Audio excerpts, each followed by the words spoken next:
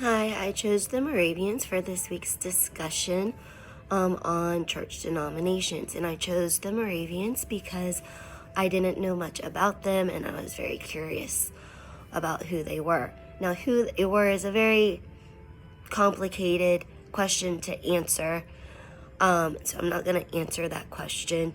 I'm going to first focus on what Moravians did to American society or how they influenced America.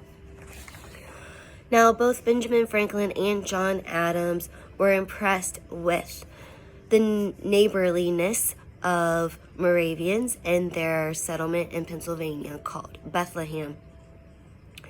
And not only were they impressed with their neighborliness, they were also impressed with their industry and kind of their quaintness as a community. The Moravians actually converted John Wesley into Christendom, but the Moravians were very elitist, or they thought more of quality over quantity. They were very picky of who joined the Moravian church. And so even that they converted John Wesley into being a Christian, they did not accept John Wesley into the Moravian church. And John Wesley ended up being the father of the Methodist denomination.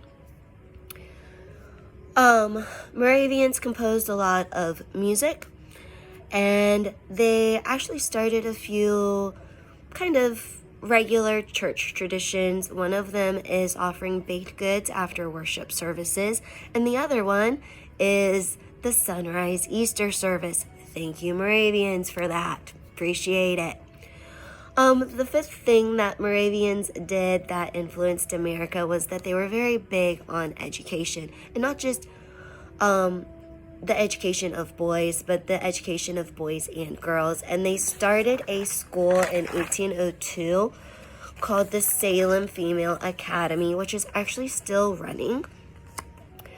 And it's actually added a branch called the Salem College, and it is a 4-year college institute for just females, and it's located in Salem, North Carolina, kind of like Winston-Salem, North Carolina. So it's located in Salem, North Carolina. Now, Moravians had some weird traditions and beliefs. One of the weird traditions was that marriages were picked or dictated by religious elders, who were then picked by people in Europe. People were buried due to the classification and not due to family plots. For example, all the married men were married all in one group, all the single ladies were buried in one group, and etc. According to Chapman, the church could own slaves, but people could not own slaves for a very long time.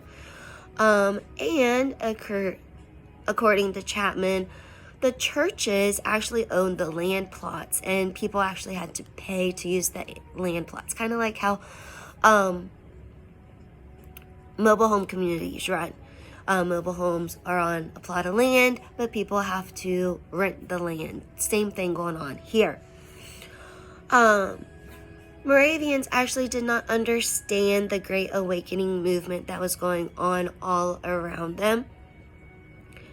They saw no need of people going from one denomination to another. They thought it was pointless. They actually were very curious, or they were questioning what was going on at revivals, and they weren't a big fan of Whitefield. They thought he was more like a con artist. Now, the Moravians were kind of established by a guy named Count Zinzendorf. And they were established in Germany. It was actually a pretty neat story about how they originated, but I don't have time for that today.